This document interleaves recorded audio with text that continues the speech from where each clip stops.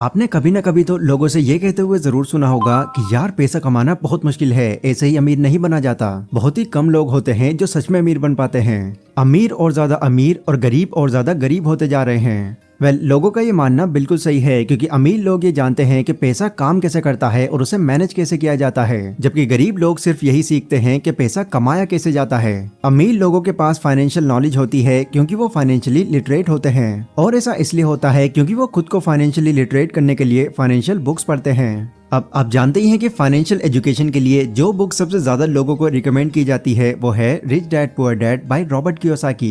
क्योंकि वैसे तो फाइनेंशियल एजुकेशन पर बहुत से राइटर्स ने बुक लिखी है, पर जो कॉन्सेप्ट इस बुक में बताए गए हैं वो प्रैक्टिकली तो काम करते ही हैं, साथ ही इन सभी तरीकों को समझना भी बहुत आसान है। Rich dad poor dad book में ऑथर ने अपनी खुद की स्टोरी बताई है, जिसमें उन्होंने कहा है कि बचपन में उनके दो डैड थे। एक उनके असली डैड जिनको वो पुअर डैड बुलाते थे, और एक उनके दोस्त माइक के डैड जिनको वो रिच डैड बुलाते थे। रॉबर्ट के जो पुअर डैड थे वो बहुत ही ज्यादा एजुकेटेड थे और वो एक स्कूल के अंदर बच्चों को पढ़ाते थे, जबकि उनके रिच डैड ने सिर्फ 8th स्टैंडर्ड तक ही पढ़ाई की थी, लेकिन वो अपना बिजनेस चलाते थे। अब एक तरफ रॉबर्ट के डैड जो इतने एजुकेटेड होने के बाद भी फाइनेंशियली स्ट्रगल कर रहे थे, वहीं दूसरी तरफ रॉबर्ट के रिच डैड इतने कम पढ़े लिखे होने के बाद भी उनसे कहीं ज्यादा अमीर थे। ऐसा इसलिए था क्योंकि रॉबर्ट के रिच डैड ने मनी को समझा। वो जान चुके थे कि पैसा किस तरह से काम करता है। फिर इसके बाद उन्होंने अपनी लाइफ में जो भी चीजें सीखी उसे उन्होंने पूरे 20 सालों तक रॉबर्ट को सिखाया। आप ये समझ सकते हैं कि इस बुक के अंदर रॉबर्ट ने अपनी फाइनेंशियल लर्निंग की पूरी जर्नी शेयर की है, और जो भी बातें उन्होंने अपने रिच डैड के पैसों के रिगार्डिंग सीखी हैं, उन सभी बातों को इस बुक के रेफरेंस से मैं बहुत ही आसान तरीके से बताने वाला हूँ। तो गाइस, आज की ये वीडियो आपके लिए बहुत स्पेशल होने वाली है, इसलिए इस वीडियो को बहुत ध्यान से समझना। So let's begin. Number 1, rich don't work for money, money work for them.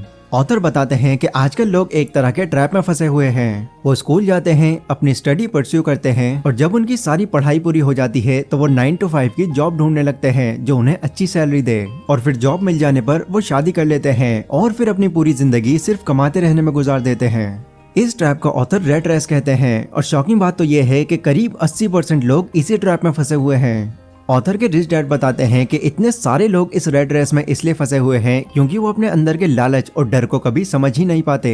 जो लोग गरीब माइंडसेट रखते हैं उन्हें ये लगता है कि अगर हमको बहुत सारे पैसे कमाने हैं या फिर रिच बनना है तो हमको हाई सैलरी वाली जॉब करनी होगी, जबकि जॉब सिर्फ लॉन्ग टर्म प्रॉब्लम का एक शॉर्ट टर्म सोल्यूशन है। क्योंकि जॉब करने से आपकी इनकम तो बढ़ जाती है, पर साथ ही साथ आपके खर्चे भी बढ़ जाते हैं। उनके रिच डैड ये भी कहते हैं कि जिनकी गरीब मेंटालिटी होती है वो पैसों के पीछे बिल्कुल वैसे भागते हैं जैसे गधा एक बंधी हुई गाजर के पीछे भागता है, और जिस तरह गाजर दिखाकर उस गधे का मालिक उससे काम करवाकर अपने पैसे कमाता है, वैसे ही 9 to 5 की जॉब में एक बॉस अपने एम्प्लॉय से काम करवाकर अपना प्रॉफिट बनाता है। और जैसे गाजर के पीछे भागने से गधे को कुछ नहीं मिलता, वैसे ही पैसे के पीछे भागने से ये लोग भी अमीर नहीं बन पाते। इसलिए जो लोग कामयाब होते हैं वो ज्यादा टाइम तक सिर्फ पैसों के लिए काम नहीं करते रहते, बल्कि वो एक ऐसा सिस्टम तैयार करते हैं जिससे उनका पैसा उनके लिए काम करता है और उन्हें पैसे कमा कर देता है। Number 2, it's not how much money you make, it's how much money you keep. कई सेलिब्रिटीज और स्पोर्ट्समैन की नेटवर्थ देखकर हम बहुत ज्यादा इंस्पायर हो जाते हैं और सोचते हैं कि यार एक दिन ऐसा भी आएगा जब हम भी उन्हीं की तरह पैसे कमाएंगे। पर क्या आप ये बात जानते हैं कि बहुत से सेलिब्रिटीज ऐसे भी होते हैं जो बहुत ज्यादा पैसा कमाने के बाद भी अमीर नहीं बन पाते। ऐसा इसलिए होता है क्योंकि उन्हें पैसा कमाना तो आता है, बट अपने इस पैसे को अपने पास कैसे रखते हैं या फिर यूं कहें कि उसे मैनेज कैसे करते हैं वो ये नहीं जानते। और उन लोगों को ये भी पता नहीं होता कि एसेट्स क्या होते हैं और लायबिलिटीज क्या होती हैं, और इसी कंफ्यूजन की वजह से वो अपने सारे पैसे खो देते हैं। ऑथर के रिच डैड इसकी एक बहुत ही सिंपल डेफिनेशन देते हैं और बताते हैं, एसेट्स वो चीज होती हैं जो आपकी पॉकेट में पैसे डालती हैं, बट लायबिलिटीज वो चीज होती हैं जो आपकी पॉकेट से पैसे निकाल लेती हैं। कई लोग क्या गलती करते हैं, वो लायबिलिटीज को एसेट समझकर खरीद लेते हैं, जिससे वो चीज उनको पैसे देने की जगह उनका खर्चा और बढ़ा देती है। एग्जाम्पल, ऑथर कहते हैं कि कई लोग एक घर को अपना एसेट समझते हैं, जबकि असल में वो एक लायबिलिटी होती है, क्योंकि वो अपने घर में खुद रहते हैं जिससे उनकी कोई कमाई नहीं होती। साथ ही एक घर बनाने के लिए जो लोन वो लेते हैं उन्हें उनकी ईएमआईज लगभग लाइफ टाइम तक भरनी पड़ती है। नाउ इस तरह की कंडीशंस में आकर आप जो भी पैसे कमाते हैं फिर आपके पास वो पैसे बचते ही नहीं। इसलिए अमीर बनने के लिए जो सबसे जरूरी चीज ऑथर बताते हैं वो है एसेट्स और लायबिलिटीज के डिफरेंस को डीपली समझना और जितने हो सके एसेट्स क्रिएट कर। Number 3, get in your business along with your job.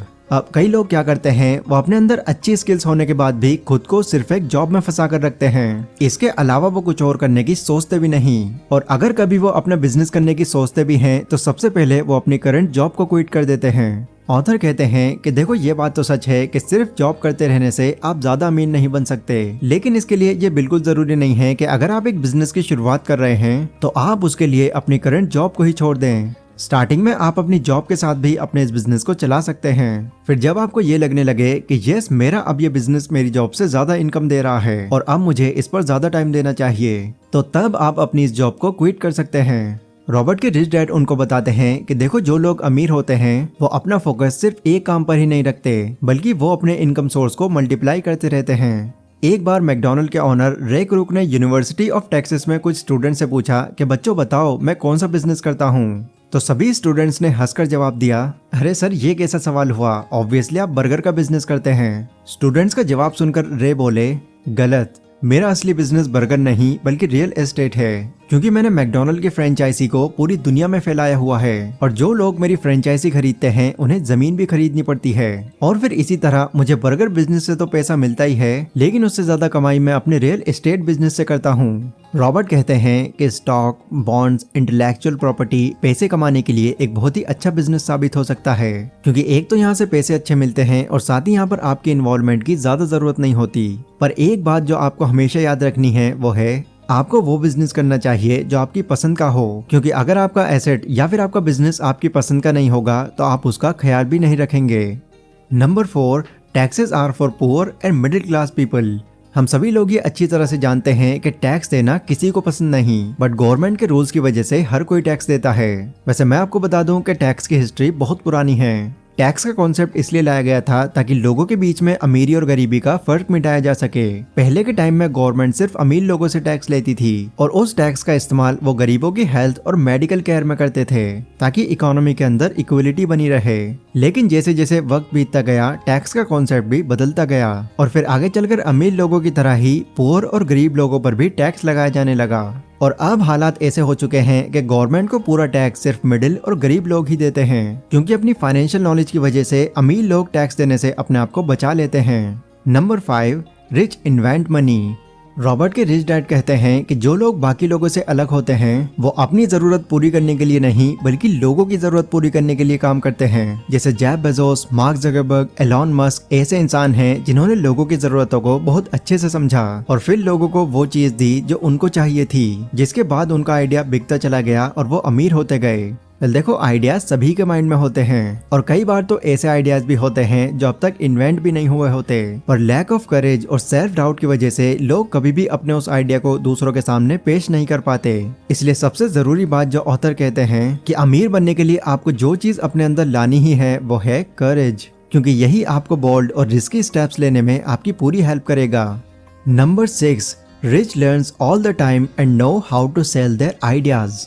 Robert ने जब अपनी पहली book if you want to be rich and happy don't go to school publish करवाने के लिए दी, तब पब्लिशर ने उनसे कहा कि आपको अपनी इस बुक का टाइटल बदलकर द इकोनॉमिक्स ऑफ एजुकेशन रखना चाहिए।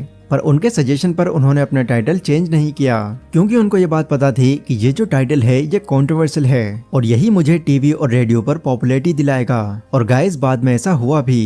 रॉबर्ट की वो बुक बहुत सेल हुई और उन्होंने भी बहुत पैसे कमाए।